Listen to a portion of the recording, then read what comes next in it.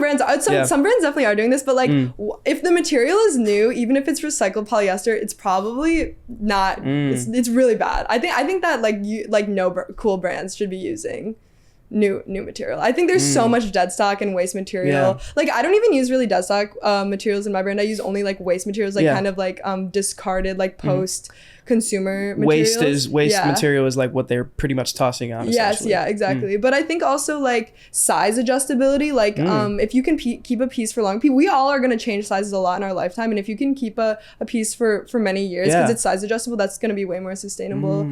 I think like pieces that transform are more sustainable. Like even button down shirts you can wear open, you can tie it, like pieces that have like a lot of different function and use, or if it's in the design.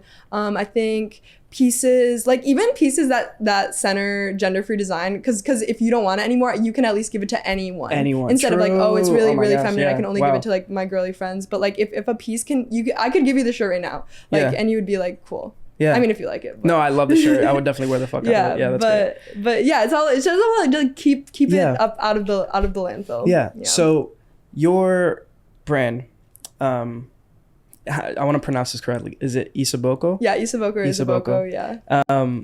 Your brand has 3 design principles, right? There is only use waste textiles, what we just talked about, create with 0 waste patterning, and create and center gender-free design. You talked about 2 of those. What the 0 waste patterning? Can you explain a little bit about what that is? Yeah. So like most fabrics. Okay, this is not true for everything because some of them do come in circles, but most fabrics are like rectangles like this. So it's like a long bolt of fabric. But say you get it like in a rectangle, and then the patterns are kind of like we have these curves like our neckline and our like and like our sleeve, like our arm, and so we have all these like curves around our bodies that like conventional pattern making is used to just like having these like curves because this is how we expect clothes to fit. But 0 waste patterning kind of like subverts that and uses 100% of the material, so it like changes the shape of the pattern. So like instead of curves, it'll be a straight line, or maybe there'll be like a dart there, or maybe it'll be a curve but it'll be hidden inside of the seams. There's like literally a million ways to do it. So cool. And like no one is doing, or there are people that are doing amazing work, but like no really huge designers are doing it because it's really hard. It's a new skill that a lot of people don't want to learn because it's so difficult and like out of the norm, and it's also like takes a lot more time to think about it, but like it's so valuable because it's so meaningful. And it does obviously like save a lot of fabric in the process. Like they estimate like 18 to 25% of fabric is lost at the cutting room floor, so much of it. So it's saving that.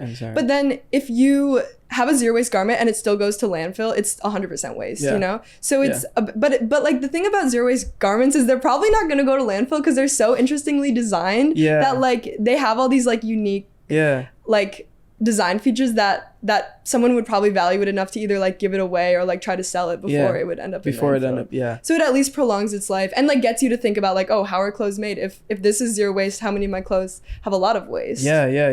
I mean, I'm going to probably look at my closet a lot different after this conversation. I'm not going to lie, which feels great. But when it comes to these principles, these design principles, I love all 3 of them. What inspired you to go for something so difficult? Because having 3 solid principles is a great way to kind of set yourself apart, but you have to work probably so much harder to make these things happen. Why did you go this route?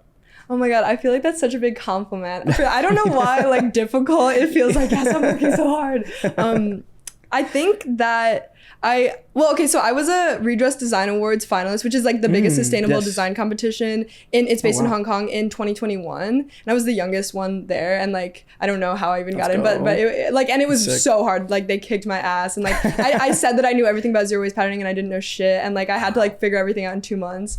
But then after that, I can like do it really well. So it's so worth it. But it like, so you had to like create a system of like, how are you going to make the most sustainable brand possible? So I'm thinking like, well, if I can only use textiles that are headed towards landfill, I can like divert them back into new clothes. And then also not only that, but I cannot throw away any of the pieces, go and put them back in landfill. I can keep them all on this garment and I can create something really interesting that will fit a lot of people. I'm also non-binary, so I really wanted to just like center gender-free design. And I think that is the future of fashion. And like gender design. Like obviously anyone can wear anything, but I think it just makes a really, really cool garment when it is gender free. Like that's something I'm always thinking, like, okay, you can design skirts and you can design dresses and you can design really masculine, like boxy things, but like when I design something, I'm like, would my sister wear that? Would my brother wear that? Like if they would both wear it, then I'm like, okay, cool, this is like an Isaboko piece. That's your brand. Yeah. And they're so cool, right? Yeah. Because sometimes I make stuff and it's too feminine and I'm like, oh man, this is just for myself. This isn't part of the brand anymore.